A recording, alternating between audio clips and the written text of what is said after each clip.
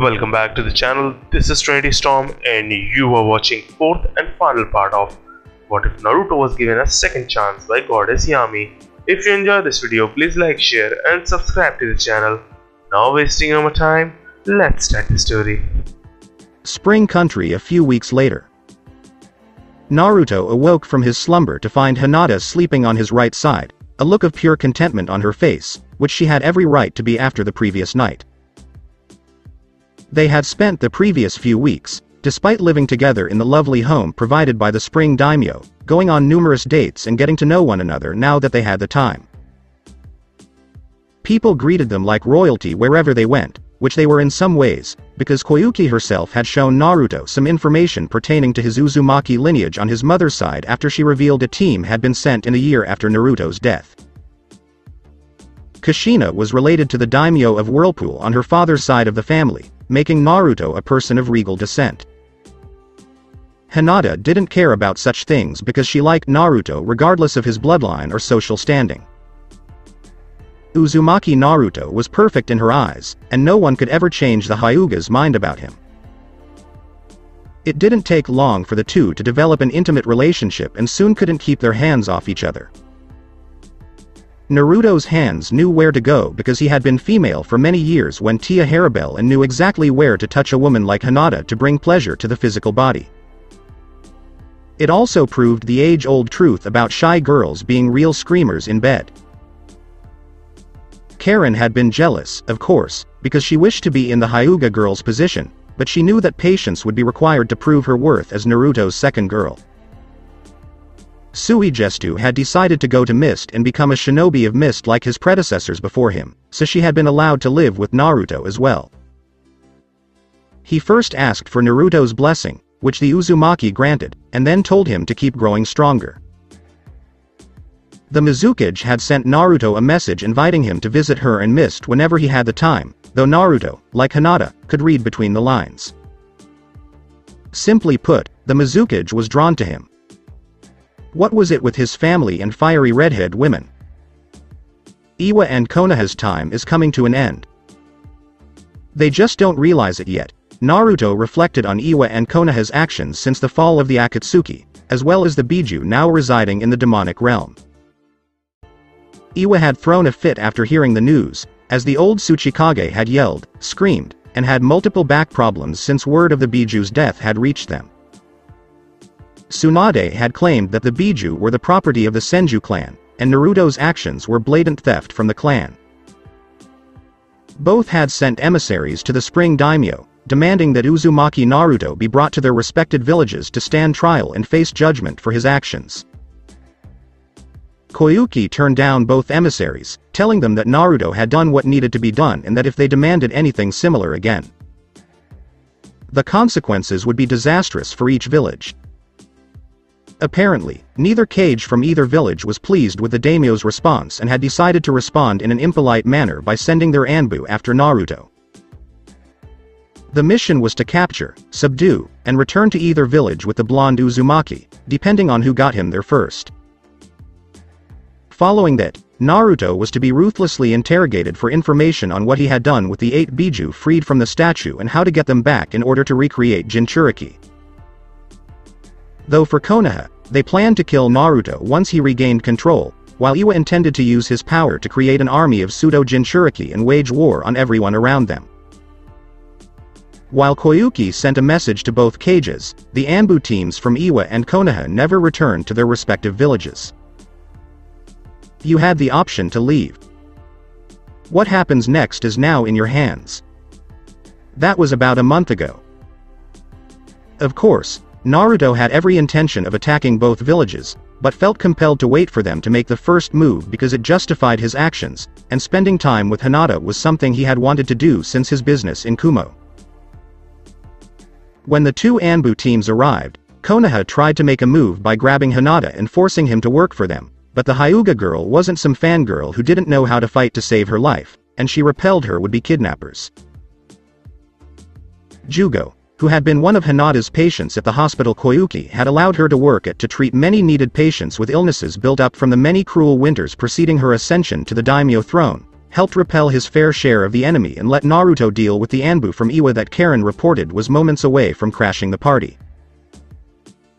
Suigestu was apparently disappointed when he heard this while in Mist, and wished he had killed some people for the glory of the man who had given him such a sweet new life. It didn't help that Karen was laughing at his expense, or at least he suspected she was after reading his apology letter for not being there. Of course, he got her back in the PS section of his letter, telling Naruto that he should probably take Karen out on a pity date because she was probably grumpy about not having one yet. Naruto smirked as he remembered Karen shrieking, her face turning red to match her hair, and then ranting about going to Mist to castrate the swordsman without his ability to transform into water saving him. Nagato found it amusing while considering himself fortunate to have only one woman in his life and accepted the position of Kage for Spring Country's shinobi village, with Konan as his second in command.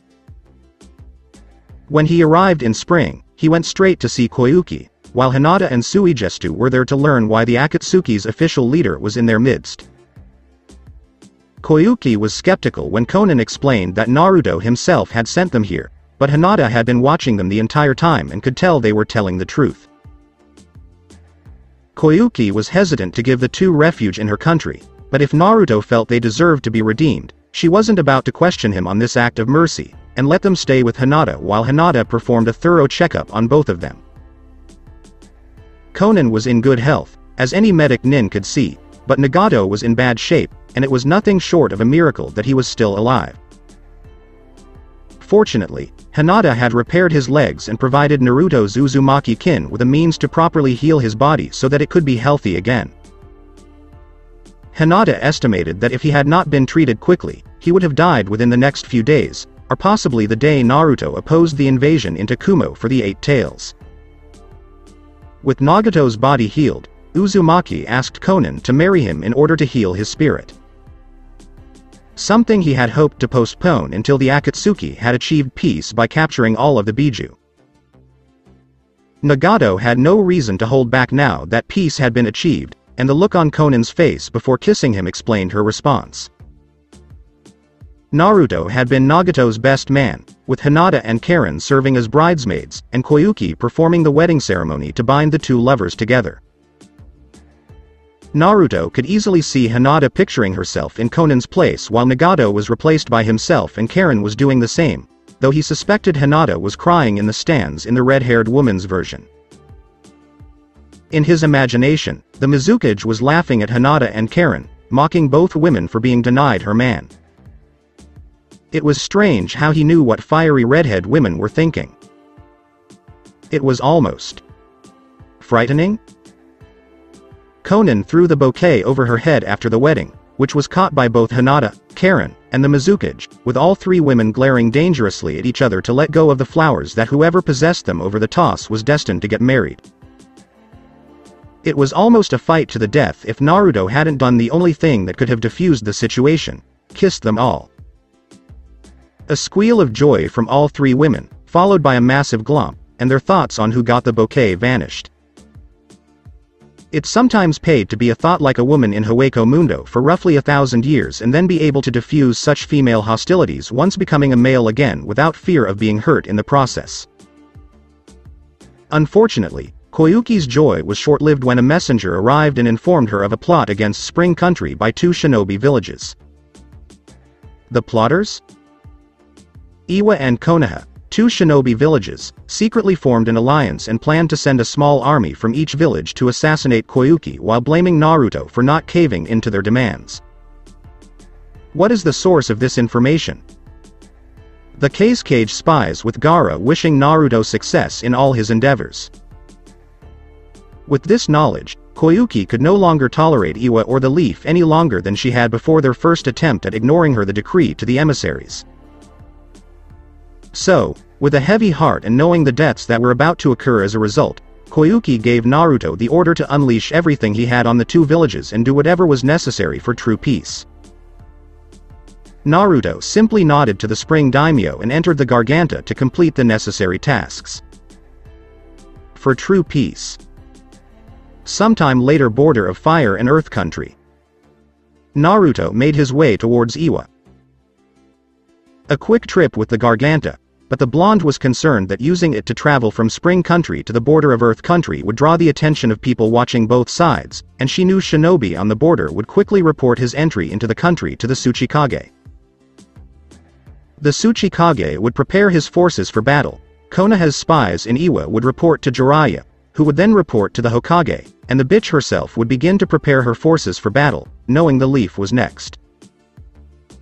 Naruto didn't hold a grudge against Iwa, even if they did against him for being the Yondaimi's son, and even now for removing the 8 remaining Biju from this world. Tsunade would undoubtedly make a fuss about it once word from Kumo reached Konoha, and the old hag would pound her fists on the desk in rage, knowing she couldn't do anything about it. She couldn't do anything to him.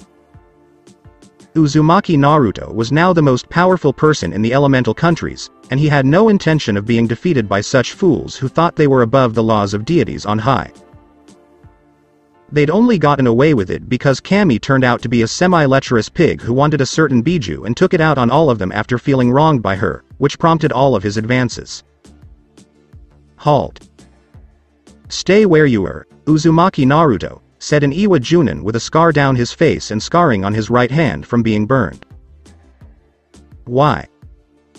I have business with your Tsuchikage that cannot be postponed, Naruto stated flatly as more Iwa shinobi emerged from hiding and surrounded the Arrancar. You will immediately surrender to us, said the same Iwa Junin as before, even though Naruto had no intention of listening and didn't care what Tsuchikage wanted. What is the purpose? Naruto stated calmly that he expected the Tsuchikage to order a kill on sight for the Yondaimi's son. That's none of your business, said another Chunin-level shinobi. Now you're being rude, and I despise rude people, Naruto said before disappearing from view and swatting the Chunin from Iwa through a couple dozen trees. Take him, exclaimed the battle-scarred Iwa Junin. The small army charged Naruto, but the blonde was too fast, too strong, and far too vicious for them to defeat in hand-to-hand combat. The Arrancar didn't even need to use his Zanpakuto on these cretins because they weren't worth the time or effort it took to draw his blade and slice this pitiful band of shinobi to pieces. When all was said and done, only one Iwa shinobi remained alive, though for how long was unknown. I'll ask again, and if you don't give me an honest answer, your final moments in this world will not be pleasant. Why did your Tsuchikage send you to subdue me instead of killing me? Naruto said this while holding the Iwa Junin close to his face. The Tsuchikage heard about what you did with the other Biju being exiled. Because you were once the Kyuubi Jinchuriki, he believes whatever power you have is from the fox, and he wanted you captured in order to siphon it off using a variety of seals to create an army of pseudo-Jinchuriki, said the Iwa shinobi as Naruto narrowed his eyes at him. The Tsuchikage is as foolish as he is, and he will soon join his foolish subordinates he sent on this mission in death, exclaimed Naruto before snapping the man's neck and charging towards Iwa. Iwa at the time. I have a bad feeling about this grandfather, Kuretsuchi said, seeing the old man's eyes narrow at her. I know you do, Kuretsuchi, said the Tsuchikage, but with the Biju lost to us, we need to find an alternative to them, and this is the only thing I can think of that could possibly give Iwa the edge over our rivals. Kuretsuchi was aware of her grandfather's desire to put their rivals down with a weapon none of the other villages possessed. It's not going to work. This guy is far too powerful for those shinobi to handle alone. They were nowhere near as powerful as you were in your prime. From what we've heard from our spies in Kumo, this new improved version of Uzumaki Naruto from 3 years ago is far more dangerous, and he destroyed the Akatsuki's strongest members, Kuretsuchi said, seeing her grandfather nod, knowing that they would have taken him at his current age. Their conversation was cut short when a massive wave of spiritual pressure slammed into them, and the entire village of Iwa felt the power unleashed on the entire village. Everyone felt the presence of Uzumaki Naruto, from civilian to shinobi, academy student to retired Anbu, and anyone passing through Iwa on their way somewhere. Though, unlike what the old man remembered at the Cage Summit, Naruto's spiritual pressure was much thicker, heavier, and more impacting on the Tsuchikage this time. This wasn't just another power test to dispel the notion that the young man was bluffing when the majority of the cages present were skeptical of Naruto's abilities. No.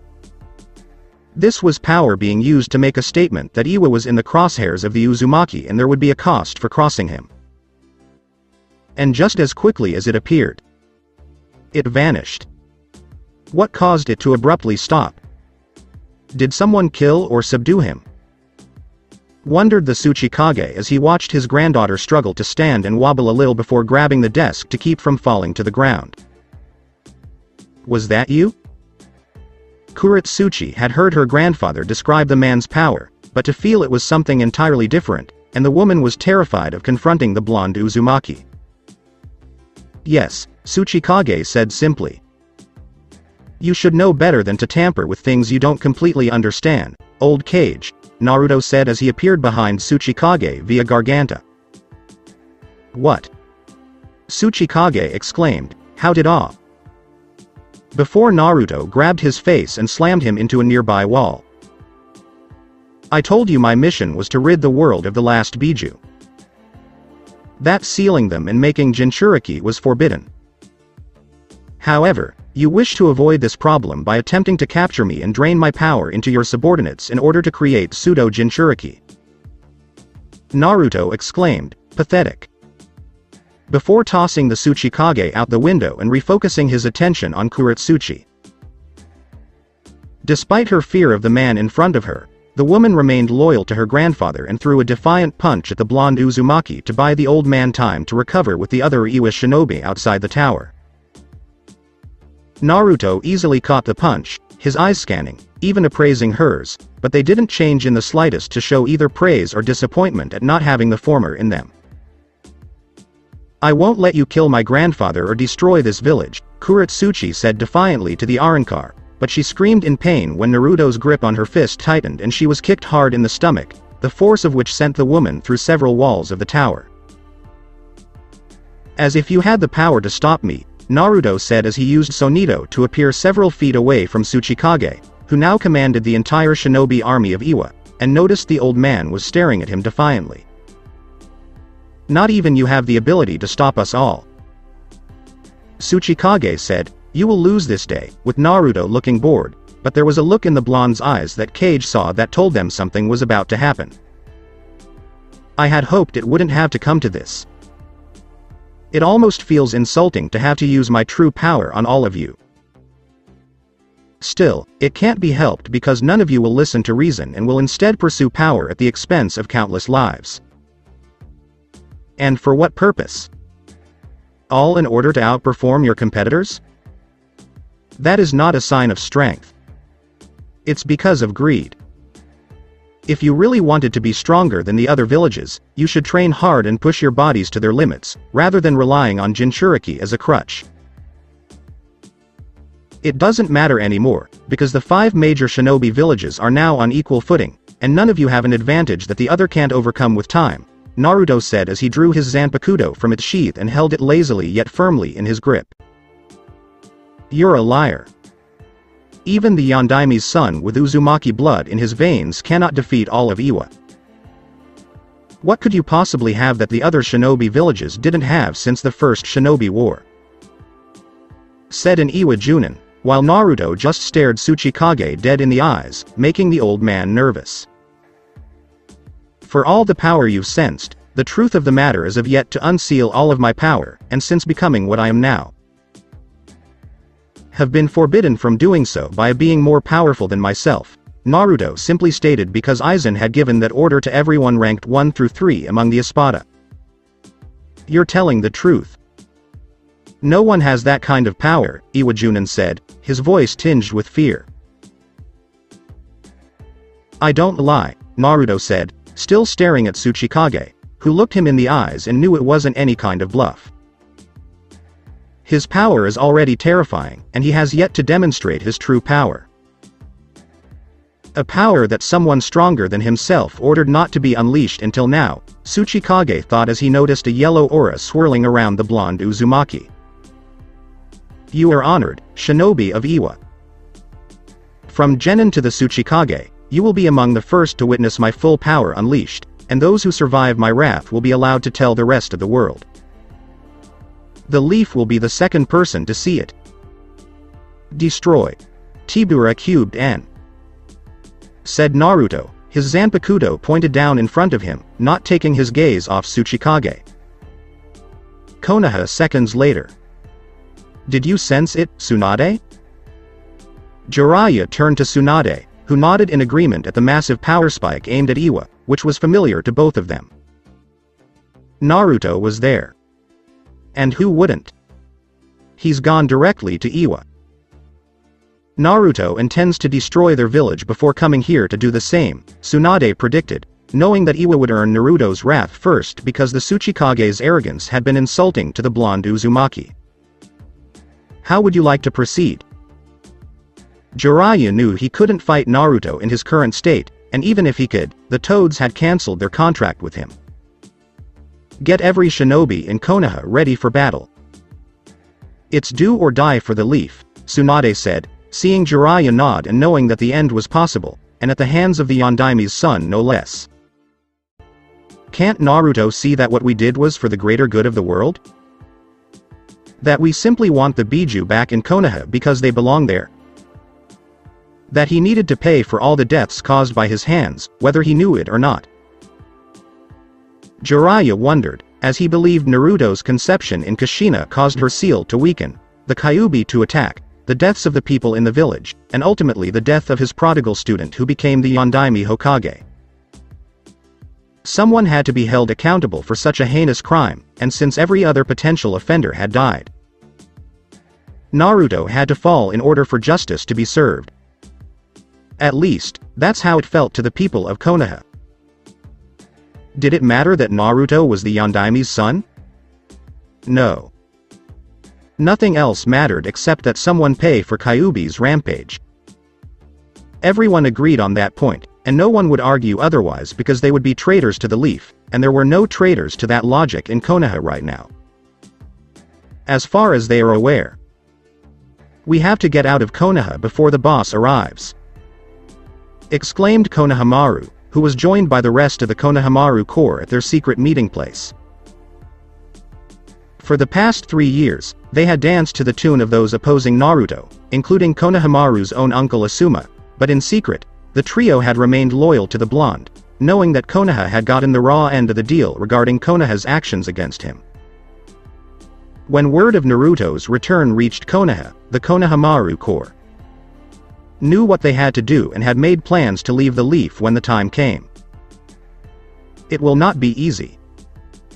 The village has been placed under lockdown, and defenses are being strengthened. The only way out of Konoha is if the boss attacks now on one side and we run in the opposite direction, said Udon, knowing from a strategic standpoint that once Naruto reached one side of Konoha, every shinobi would leave their post to engage the Uzumaki. We don't have a choice. Our allegiance is to the boss. The village is a shell of what it once was, and it is in the hands of those Naruto once trusted. You witnessed what occurred on the day boss was executed. People were cheering, spitting on him, throwing things, and the Hokage ate it all up because she signed the order. Said Konohamaru, nodding in agreement as she remembered that day and still had nightmares about him dying. We won't get very far, Udon said as he noticed Konohamaru smirking at him. I don't agree. That old hag wouldn't send any of her shinobi after us because she wants everyone on the defensive and ready to face off against boss. I know it's risky, but if we stay, the boss might think we're on their side, and I'd rather not be here when this place is destroyed, Konohamaru said, nodding in agreement with the other two. Let's do it! Exclaimed Moegi, knowing it was either now or never. For the boss! Exclaimed Udon, with Konohamaru nodding and looking determined. For the boss! Exclaimed Konohamaru, as the three of them clasped their hands together to show they were in it to the bitter end. Acting quickly, the trio decided to take a detour to the ramen stand while the state of emergency was declared, knowing that the old man and Ayame had left it for the Hokage monument shelter. setting some powerful explosive tags behind the store they obtained thanks to Udon's genius in sneaking in during the graveyard shift at the armory during a timed rotation of the guards switching shifts, and setting them on a special seal timer they had to go off 10 minutes after placement. As they made their way to the north gate, they noticed the attention of the shinobi around them turn in that direction, unsure what to make of the sudden alleged attack. They were running quickly through the gate when they heard a whistle from one of the Chunin guarding it, who had noticed them running and had now alerted the other shinobi in the area to what had happened. Timing is everything. You're a smoke bomb, Konohamaru said, looking back and seeing a team of Chunin heading their way. Right, said Udon as he threw several from his bag, knowing that this batch made by his hands would be very effective because they had itching powder in them, so even if they ran through the smoke to see them run off, they would be forced to stop from the itching that would soon follow. The Chunin were forced to stop because the itching became unbearable, and all they could do was scream in agony while scratching themselves all over. The Hokage Tower. What do you mean they escaped? Said Tsunade angrily as one of the Chunin, who had been treated for itching, scratched harshly all over since it began. We were in pursuit of them, but they threw several smoke bombs down to obstruct our view, and found out they had itching powder added to the mix that made contact with our skin when running through it to keep an eye on our targets. We couldn't stop scratching because the itching was so bad, and we couldn't pursue the Konohamaru Corps without treatment. Bless them. I should have expected them to do something like this. Their ostensible loyalty to Konoha following Naruto's death should have been scrutinized more closely. I'd like to have them in the bingo book. Tsunade exclaimed, a class missing nin. As the Chunin nodded and went to make it official. With those three gone, Naruto will have no trouble cutting loose and unleashing more of his power, Jiraiya predicted, sensing Naruto's massive level of power approaching them. Allow him to come. I'll teach that brat how to dethrone me. First he kills Kushina, forces me to return here, defies my right as Hokage to kill him, and now he's coming here to destroy the Leaf Village that was kind enough to give him 12 years of life before we ended it, said Tsunade, with Jiraiya having similar reasons, though instead of Kushina, he was thinking about Minato and the loss of his favorite student. Any further discussion came to a halt when a massive amount of pressure was felt all around Konoha, and the two cage-level shinobi in Tsunade's office recognized Naruto. On the outskirts of Konoha. Hello there, Konoha. I'm finally back home, Naruto thought to himself, as he had yet to return to his sealed form that everyone was familiar with, and was certain that many people would be surprised by his current appearance. Unlike when he was Tia Harribel, the now male Arrancar, formerly of Aizen's elite Espada, wore a different version of what he wore as a woman, and felt it was much more appropriate given his gender change. Naruto still wore white knee-high boots, but they were jagged in the front instead of smooth white boots, and they were below the knee, making him look more manly than when he was female. Instead of the bone-like skirt with black shorts underneath, Naruto now wore white shorts that nearly reached his knees, and his pointed skeletal shoulder guards were horizontal rather than vertical. The skeletal armor that had once covered Tia Harribel's ample chest had become a much smoother form of plating that covered his upper body like armor instead of a bra from when he was female, and then there were the two white protrusions he had that resembled shark fins coming out of his back. The massive doors and wall in front of Naruto fell in seconds with a single slash of his Zanpakuto in his Resurrecha cubed N form. Screams were heard from those on the wall or behind it, believing that such a structure would protect them all. Shinobi had been killed or severely injured by this single strike while naively believing that this man-made barrier would hold against an Arrancar. Without even waiting for the debris to stop falling, Naruto began walking into the village, and memories from his brief stay in Konoha began to flood him at random points. Memories of mob attacks that occurred on occasion. For obvious reasons, the more vicious ones were on his birthday. Memories of parents telling their children to ignore or despise him before the promise of a reward provided further incentive to their offspring that it was okay to despise the Jinchuriki they didn't want in the village but would use when necessary to defend the village. When Naruto was the weak jailer of Kyuubi, he wouldn't have smelled it, but the place had a stench to it, and his beyond-human senses picked up on it within seconds of entering Konoha. It had the odor of arrogance. It smelled like hatred. It was the stench of people who thought they were above the law. That they were guaranteed a place in the heavens after death and thus could do whatever they wanted regardless of who suffered as a result of their actions. As he walked into the village, however, a new stench filled his senses, and Naruto could only smile as it reached him. It smelled like fear. The people of Konoha knew how to stink of fear once more, as they no doubt did when Kyuubi attacked and killed so many of their people so many years ago. A hail of shuriken and kunai rained down on Naruto from all sides. Shinobi could be found on the roof, in alleyways, in front of and behind the blonde Uzumaki.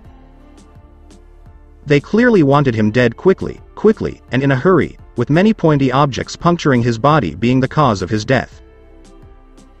The Hiero, on the other hand, made each projectile weapon bounce off of him, and he appeared bored when looking down at the sight of so many throwing objects around him. "Die monster!" exclaimed one Chunin, deciding to be the village hero and attack the blonde with a sword in midair. Only for the sword to shatter on impact when it struck Naruto's shoulder armor. I'm not sure what's more boring and pitiful. Your direct attack, or the fact that your words were used by those in Iwa I destroyed not long ago. Naruto disposed of Iwa with his power, leaving them a shadow of their former selves, and left the Sandame Tsuchikage to pick up the pieces with what shinobi remained. It would take decades, if not centuries, for them to regain their former greatness, and all who saw what Naruto did would know to pass on what they saw so that Iwa never became arrogant again. No. Wait. Mercy. Said the Chunin, who had expected Naruto to be struck down by his weapon, hailed as a hero by the village, and laid more times than any man could possibly imagine. He was about to die now. Pathetic fool, Naruto said before smacking the man away with the flat of Zanpakuto, but the force was enough to break nearly every bone in the Chunin's body and cause him to die slowly and agonizingly. Shadow Possession Jutsu a success! Exclaimed Shikamaru, who had used their clan's jutsu to bind Naruto on both sides from their opposing positions in the separate alleyways they were stationed in. Shikamaru, you've already used this trick. What gives you the impression that it will work now? Naruto said calmly as a pair of shadowy hands snaked up his body to his throat, attempting to suffocate him. We're not after your sword. We're aiming for the throat. Shikamaru said as he had his father hold Naruto while moving his own shadow to the blonde's windpipe, choking their enemy to death. If you had even a remote chance of succeeding, I would be impressed and concerned by your strategy for defeating me. However, as it stands, I am not impressed and am not concerned in the least. Naruto said this as he felt Shikamaru's grip tighten on his throat and saw Shikamaru struggling to choke him with his shadow. Impossible. I'm channeling enough chakra and control into my shadow to crush an elephant's throat. How is he still alive? Shikamaru was thinking the same thing as his father about restraining the blonde. While we're still young and alive. Shikaku was on the roof with his old teammate Inoichi. You monster, take this. Jutsu for mind-body paralysis. Inoichi said this as he used his clan technique on Naruto and waited for the blonde to lose control. Wood release. Flourishing tree burial. Yamato commanded a massive tree to hold Naruto in place, knowing that the Senju bloodline Orochimaru had implanted in him would suppress any chakra the boy had left from the Kyuubi, allowing the leaf to take the boy down.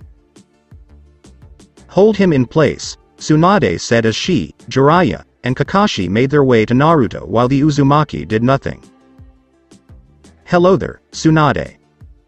Did you miss me after I died? While the Hokage was clearly angry at him, Naruto remained calm. The same as the last time he was in Konoha. Like a cancer, Tsunade observed Naruto, who appeared completely calm and carefree despite the situation. I can't say I'm looking forward to seeing you again. Given that I died on your orders 3 years ago, Tsunade smashed her fist into Naruto's face calmly, but unlike the last time she did it all those years ago, it was her fist that broke, not the other way around. Hokage-sama. Is everything okay with you? Kakashi was surprised because he had never seen anything like this happen before, and he noticed Naruto looking at them without concern. I'm perfectly fine. When I punched him, the baka broke my hand. Tsunade said this while staring at Naruto with hatred in her eyes. Considering you knocked out most of my teeth before my death 3 years ago, I think it's only fair that the hand responsible for it be broken, and you feel a small sample of the pain the village inflicted on me when I was growing up, Naruto said calmly as Kakashi frowned and revealed his Sharingan. Break him! Exclaimed Tsunade, knowing Kakashi was capable of doing so with his Sharingan. With pleasure, Kakashi said as he used his power on Naruto. Your gaze has no hold on me, Kakashi. Neither does this tree.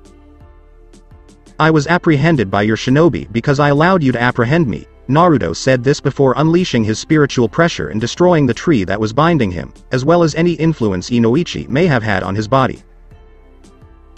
The output of such power swirled around him, knocking Jiraiya, Tsunade, and Kakashi back while tearing others apart, such as Yamato, apart. The first generation of the Ino Shika-Cho had also been wiped out, along with Shikamaru, who had muttered, troublesome, and wondered what the afterlife was really like even before his death. Impossible! Exclaimed Jiraiya, backing up while Kakashi covered his Sharingan due to the intensity of Naruto's power nearly causing his Sharingan to explode. You didn't think a few shadow manipulations, a weak mental attack, and a chakra-made tree designed to take down a Jinchuriki, if not a Biju, would stop me long enough to be killed, did you? Said Naruto as he prepared his Zanpakuto. Tsunade exclaimed, this isn't possible. As Naruto narrowed his eyes at her.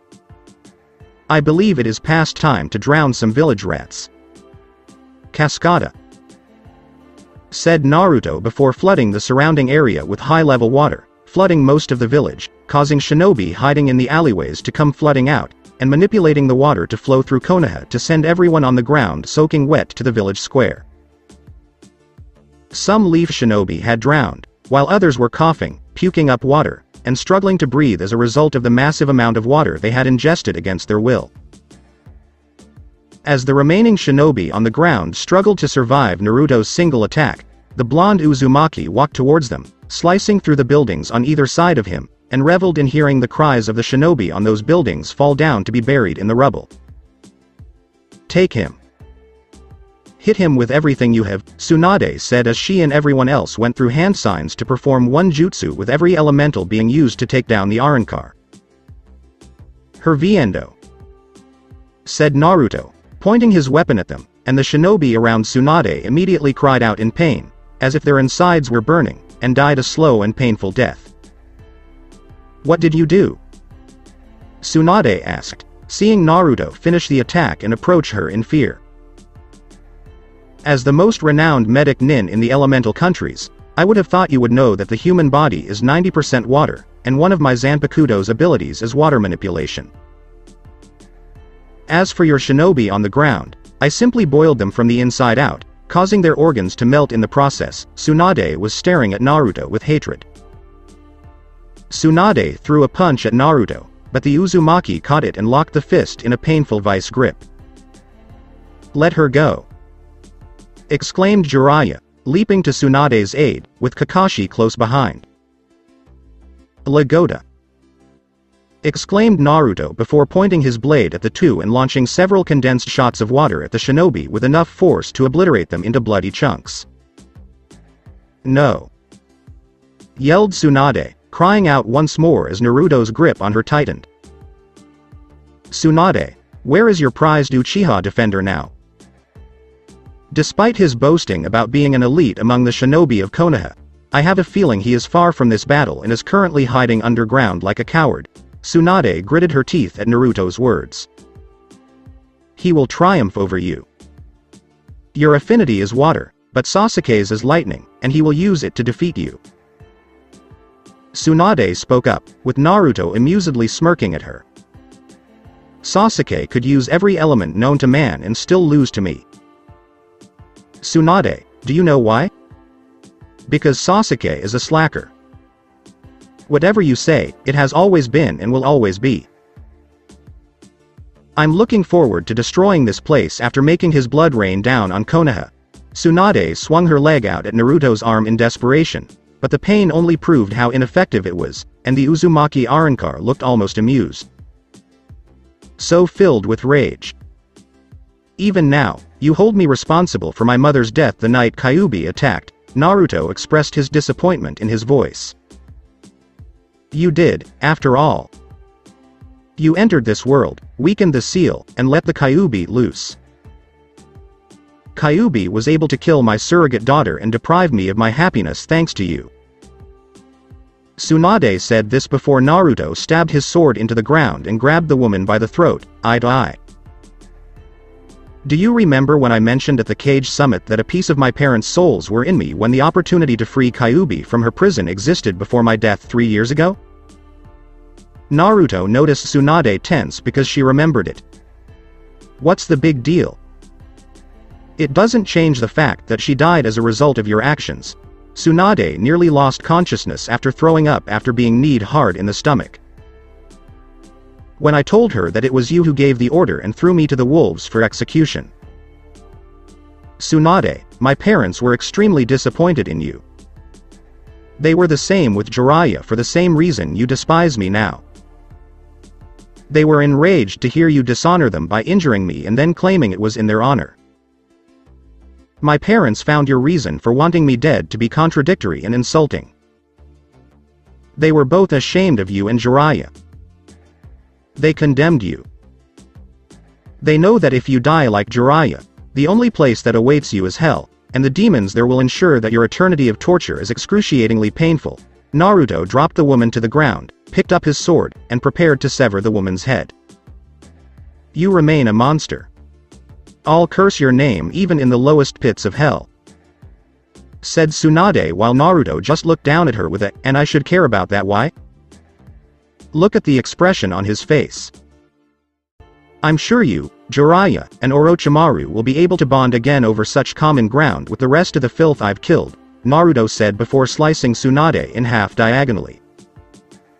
Summoning Jutsu! Exclaimed Anko as she appeared on a massive snake, drawing Naruto's attention to the special Junin. Ah yes. Junin, the special hypocrite. I recall you taking great pleasure in injuring me when I was in your care all those years ago. Naruto said this almost mockingly, which enraged the woman on the giant summons. What's the worst that could happen? I had to make a decision about my own life and my future in Konoha. An opportunity presented itself, all wrapped up in a bow, and I seized it. I made you suffer, and I got a life that allowed me to prove I wasn't the backstabbing snake slut everyone thought I was because I was Orochimaru's former student. It came down to you or me.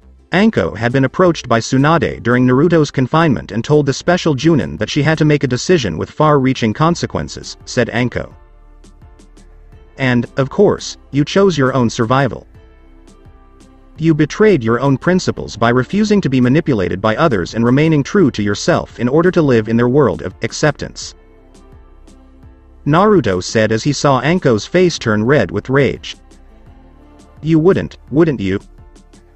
Anko screamed angrily, while Naruto just stared at him dead in the eyes. Never. Even if it meant becoming their Hokage. If I betrayed my principles, I would no longer be Naruto and would transform into something else. They wanted me to be something I didn't want to be because it was my life. Mitarashi Anko, you committed one of the most heinous of all sins. You betrayed yourself and everything that made you Mitarashi Anko in order to become their Mitarashi Anko. In a nutshell, Konoha has tamed you. Naruto saw Anko's eyes light up with fire, fury, and denial as he spoke. I'll show you how to be tamed. Get him. Anko charged at him with her giant snake summon. Naruto didn't need to hear from the woman who had betrayed herself and the beliefs she had held for so long. Naruto used Trident to destroy the large snake when it got close enough, and saw Anko leap off her summons before it was destroyed before attempting to stab the Arrancar in the forehead. Naruto easily grabbed the special Junin's weapon-holding hand, looked her dead in the eyes, not impressed, and sliced off the woman's offending arm. Anko screamed in pain as she clutched the spot where her arm had once been and fell to her knees, looking up at the Arrancar. "Anko!" exclaimed Iruka as he saw his girlfriend at the mercy of Naruto, and the Uzumaki regarded him with contempt in his eyes. "Hello there, Iruka. The look in your eyes tells me you have feelings for Anko. How long have you been together? Once a month? A year? Maybe 3 years?" Naruto saw how the pieces fit together now and realized why Anko agreed to the abuse. Anko wanted to be with Iruka, but the people wouldn't let her unless she stuck it to the Kyuubi Jinchuriki and assisted in his suffering. Iruka, no doubt, desired the same thing, but Anko's previous relationship with Orochimaru, her sensei, made such a thing impossible, and she risked being shunned by the village. "Naruto. Stop. Please do not attempt this. I apologize. For everything. I'm sorry for betraying you. We have betrayed you. But our happiness. It just wasn't going to happen unless..." Iruka observed Naruto's narrowed eyes at him. "Unless a certain Kyuubi Jinchuriki was harmed by a certain special Junin prior to his execution by Hokage order. Is that why you boasted one night about how you duped me into thinking you were my friend?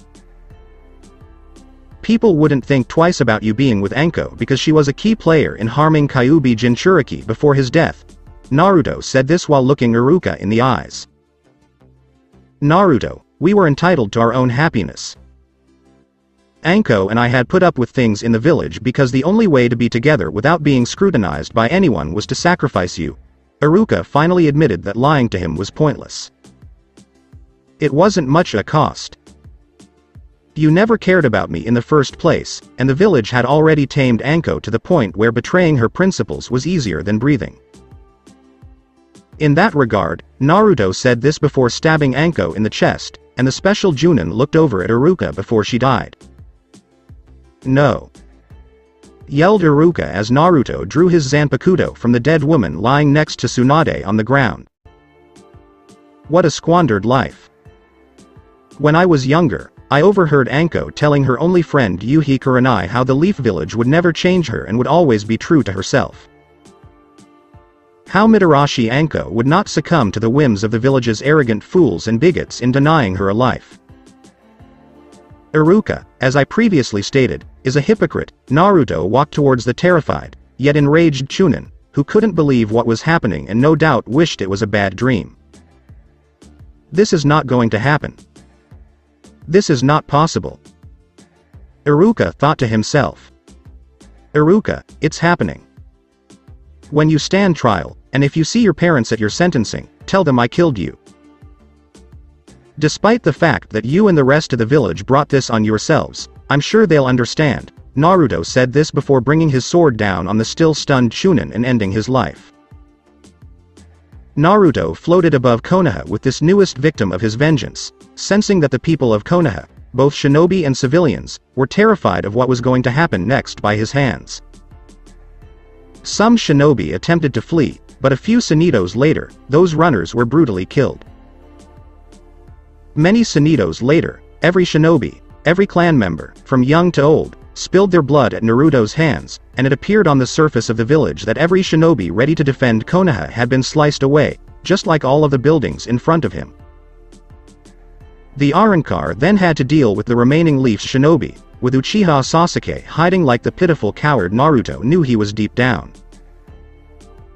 Of course, the blonde Uzumaki Arrancar didn't want to look at Uchiha Sasuke again and hear the fool's arrogant voice proclaiming that he would triumph simply because he was a Uchiha. Still, it had to be done, but Naruto wasn't going to do it right away because he had some other business to attend to in this village. So, With that in mind, he would deal with the civilians first before destroying the Uchiha and Danzo, who were hiding underground with the man's root shinobi. From within the Hokage monument. Do you believe we're safe? One civilian expressed concern after hearing the fighting, dying, and destruction outside the safe houses. I'm not sure. I'm not hearing anything. Do you believe the shinobi outside defeated the demon? That they defeated the village's bane of existence? Another civilian expressed hope. No. Not in the least, said Naruto, who appeared via Garganta and terrified every civilian in the room. Demon! Exclaimed one civilian as others backed away from the Arrancar. Run! Exclaimed another, who attempted to run for the only door but was stopped by one Uzumaki Naruto in the man's path via Sonido. You are not leaving. Whether you like it or not, you will all face justice. You'd rather not, based on your fear of me, Naruto said this while looking around the shelter and locking eyes with Ayame and her father. Their fear was the strongest odor in the room, and for good reason. We did the right thing. We are Kami's favorite kids. Abominations like yourself will suffer the consequences of your actions, said someone in the audience. Kami is currently out of commission. He appears to be unable to follow his own rules, and his brothers have decided to remind him of what happens when such laws are broken. Naruto simply stated that it was true and simply looked at their angry yet terrified faces. Liar! Exclaimed another. It makes little difference to me what you think about myself or anything else I tell you that you perceive to be a lie.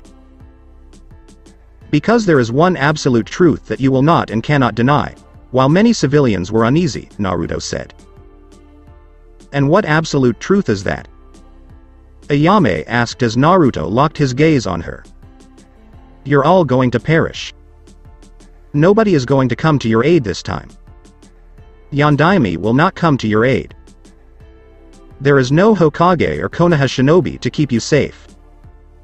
And, very soon, there will be no Uchiha to avenge you.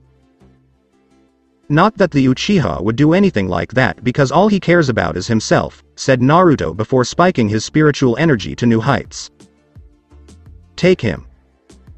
We took him down when he was small, and we can do it now, said a civilian, and the people around them agreed, before charging the Arrancar in the strange belief that they would succeed where Konoha's shinobi failed. Prideful fools, Naruto said before slicing through each body at a speed no one could see, sense, or match in the least. When it was all over, there were only 2 civilians left. Ayame and her dad. And Naruto. We regret what happened to you as a child. We truly are. As she saw Naruto walk towards them, Ayame looked at Tsuchi, who looked like he was about to have a heart attack and was terrified of the Arrancar in front of him. I mistook you for one of my friends. A simple surrogate family that had filled in the space where my real parents should have been, but it turns out you were just wolves in sheep's clothing, as evidenced by your behavior after my death. Did you have fun experimenting with my ramen? Knowing it would hurt me and leave me no wiser? Naruto looked at the 2 terrified human specks of life who had hurt him in the past and would deny their role in his suffering even now. Spineless beasts. This was one of the reasons he despised most people. They consider themselves above reproach and do everything in their power to avoid punishment. We apologize, Naruto. We sincerely apologize. Tsuchi winced while his heart physically ached, and looking into Naruto's cold blue eyes made it worse. You'll have to forgive me if I don't believe you. From both of you, Naruto said this before slicing them both in half at the waist and letting father and daughter bleed to death. Together. He ignored their cries of pain, agony, and begged him to save them from death as he opened the Garganta. Konoha Medical Center. Shizune was concerned. The battle had ended outside, but it was clear that Konoha had not won the fight against Naruto, and she would now have to face him. Tsunade had always told her Naruto was a monster who should only be tolerated until something could be done about him, so she didn't hate the blonde. Who was she to question Tsunade, as Hokage or as a mentor? She couldn't do it. Tsunade had raised her, had taught her everything she knew about medicine, and knew what was best for her. Tsunade's statement that Naruto was an evil and demonic creature was all she needed to hear. Tell me, Shizune. Do you have a fear of death? Naruto said behind Shizune, startling the woman. You. That implies Tsunade-sama is. Shizune spoke up, and Naruto nodded. Dead and in my hands, Naruto said, as Shizune prepared her poison dart wrist launcher to dispatch him. I will avenge Tsunade-sama for this act, you demon. Shizune said, shaking his head at Naruto. You are incapable of thinking for yourself. What a squandered life. You had so much potential to do amazing things with your abilities, but Tsunade turns you into a mindless drone. She would say, jump. And you would say, how high? While not even asking yourself, why should I jump when asked? Instead. I'm sure some of the debts she owed couldn't be paid with money and required certain services to be performed in order to be cleared. Such debts did occur with her gambling, and you had to pay them because no self-respecting Sannin like her would dare sleep with men she owed such insane debts made while drunk. Shizune's eyes became filled with pain as some of the memories that played out in her head, said Naruto. Stop talking. You have no knowledge. Shizune spoke up, while Naruto just looked at her with pity. You are the drone. You followed her orders. That is something I am aware of. Still, there comes a time when one must think for oneself and question orders given because they may not be in the best interests of all. This includes you, as well. Shizune was getting angrier at Naruto, so he said. I have no regrets. Tsunade looked after me. As her apprentice, she trained me. I would do anything she asked of me without a second thought. Shizune said before shooting her poison at him, but the projectiles bounced off of him and landed at his feet. Even if it means acting as her whore and your pimp to pay off debts that money cannot. Where greed fails, can fleshly pleasures and carnal desires of the body take its place? Shizune was crying now, still angry, said Naruto. I have no regrets. Exclaimed Shizune before being stabbed in the gut by Naruto's Zanpakuto while the Arrancar stared her down. I don't either. Join your mistress, whom you adore, in hell. Inform her that I sent you. I'm sure she'll forgive you for failing to kill me. Naruto said this before drawing his weapon and leaving the woman to bleed to death slowly and painfully. Beneath Konoha. Has anyone heard from the outside world? While waiting for the old man to give the green light to head up to the surface, Sasuke spoke arrogantly to Danzo. No. We'll wait a few more hours before dispatching some scouts to inform us of the situation. Danzo spoke with members of the Shinobi Council on either side of him. We should dispatch some scouts right away. There is no longer any noise. There will be no more fighting sounds. What if that Senju babe survived the battle? She will still be Hokage, and unless something is done now, the Fire Daimyo will see no reason to replace her ahead of schedule. Despite the fact that he would be her chosen successor as Hokage and was willing to remove the Senju entirely if it meant getting the title sooner rather than later, Sasuke expressed his impatience. You must have patience. Exclaimed Danzo, glaring at the Uchiha, aware that he would be difficult to control.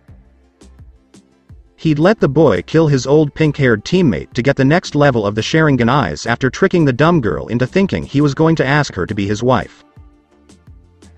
Sasuke despised the plan, but the results were more than enough to appease the conceited brat, and with this next level of the Sharingan eye, the Uzumaki brat could be manipulated to do whatever they wanted. I concur. Patience has its rewards. Naruto appeared behind Uchiha and kicked him towards Danzo's desk, which the old man was sitting behind.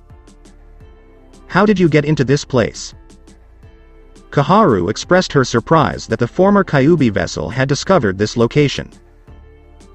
My little secret, Naruto said before pointing his left hand at everyone. Use your Sharingan eyes, Sasuke. He must be stopped. Homura said this while Sasuke did exactly that. I, Uchiha Sasuke, order you to obey me. I command you to stand down and hand over your sword to me, with the next stage active and looking directly into Naruto's eyes, Sasuke said. Nothing happened for a brief moment. Did he actually do it? Is the Uzumaki completely under his control? Danzo, Homura, and Kaharu wondered, hoping for the best. Who do you believe I am? Kyuubi? Sero, said Naruto before unleashing his attack on the four stunned individuals, but Sasuke and Danzo quickly used substitution to avoid the attack, while the two shinobi council members were not so fortunate. Root! Exclaimed Danzo, expecting his army to rush to his aid in defending him against this threat. Danzo, I took a page from Momochi Zabuza's book and killed them all quietly. I think he'd be impressed with how I did it, said Naruto simply, as Danzo moved to unseal his arm and Sasuke pulled out his Kusanagi-based sword.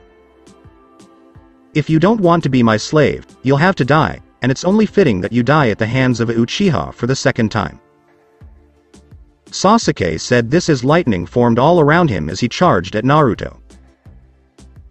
Slashing his weapon at Naruto, the Uchiha fully expected the Arrancar to raise his blade against his own, injuring the Uzumaki's body with lightning. However, Naruto simply vanished from view via Sonito and appeared behind Danzo, the old man turning just enough to see the Uzumaki's hand grab his face, the Arrancar's thumb crushing the Sharingan eye he had hidden behind the bandages. Danzo cried out in pain, which was exacerbated when Naruto sliced off his sealed arm filled with harvested Sharingan eyes while possessing the cells of the Shodem from one of Orochimaru's early research experiments. Naruto was about to stab Danzo through the heart to kill the old man, but Sasuke saw an opportunity to do it for him in the hopes of hitting the Arrancar and thus becoming the victor of this fight. Stupid brats. The two of you. If I die, I'm taking you with me to hell. Danzo said this before activating the seal on his chest. No, not today. Unlike Sasuke, I have an escape plan. Hello, former teammate. May you be burned the most in hell for your traitorous actions. Naruto simply walked backwards, entering the Garganta he had opened and closing it before the Uchiha could even consider running into it as a means of escape. This isn't how I pictured my ending. My name is Uchiha. I am unbeatable. Thought Sasuke before Danzo's seal activated and destroyed everything in the root complex underground. Away from Konoha's ruins. Naruto fixed his gaze on Konoha. It was in ruins, its people had died, and not a single building remained standing in the aftermath. The only thing that indicated this was a shinobi village was the Hokage monument, which had yet to be repaired from his previous visit, and he decided to leave it alone with only 4 Hokage heads on the monument. Tsunade had been unworthy of her title and thus had no right to have her head placed next to his father on the Hokage monument. Konoha's greatness had died with his father. That was the only thing there was to it. Naruto built a small Garganta for himself and traveled directly to Spring Country to inform certain people of what he had done. It's all over, brother. He's done it. Yami saw the Shinigami King nod, knowing his line of souls that would face his judgment would take some time to sort out, but also knowing it would be quick because all of them would just descend. Good. Now I can look forward to seeing these pitiful souls pleading for mercy and attempting to justify their ostensibly noble actions to me. The Shinigami King knew they'd beg for mercy, lie to him, and basically do everything they could to keep themselves from falling instead of going up where they thought they should go. Like they could, Yami said, laughing with both of her brothers. Spring Valley. So Konoha is no more, and Iwa is barely alive, Koyuki said, as Naruto stood in front of her, telling her about the attacks. Yes. As it stands, the elemental countries now have 3 major shinobi villages rather than 5, and Iwa may not even survive the coming years due to minor villages possibly banding together to finish what I started. Naruto knew that was a possibility. Was it difficult for you to do what you did? Even just a little? Koyuki softly asked Naruto, who shook his head no, knowing why she had asked. I have no sentimental attachment to Konoha. Only the agony I endured there, and my eventual death, Naruto responded, with Koyuki nodding. In any case, I'm glad you're alive again, Naruto, and would be honored if you would live here in Spring Country under the position of royal advisor, Koyuki said, because she needed someone trustworthy to help her govern her country and rule it while she was on location shooting movies. I humbly accept the position, Daimyo-sama, Naruto said, bowing respectfully, while Koyuki laughed. You don't have to be so formal when referring to me as Naruto. If you prefer, you can address me as Koyuki, Koyuki said as he nodded. Thank you very much, Koyuki. I would be honored to help Spring Country and its people reach new heights. Naruto said this while the female daimyo smiled at him. Report first thing in the morning tomorrow. Meanwhile, go see your future wives. They've been unhappy without you. Naruto nodded, and Koyuki used Sonito to leave her presence. Along with Hinata and Karen. I miss Naruto-kun, Hinata said as she took a break from training to have tea with Karen. Yes, I do. I hope he returns soon. Karen had tried to find him earlier with her sensory abilities but came up empty-handed, except for him being in Fire Country and currently using his power to rip Konoha apart. Do you love him? Hinata asked, noticing Karen's blush. Do you like him?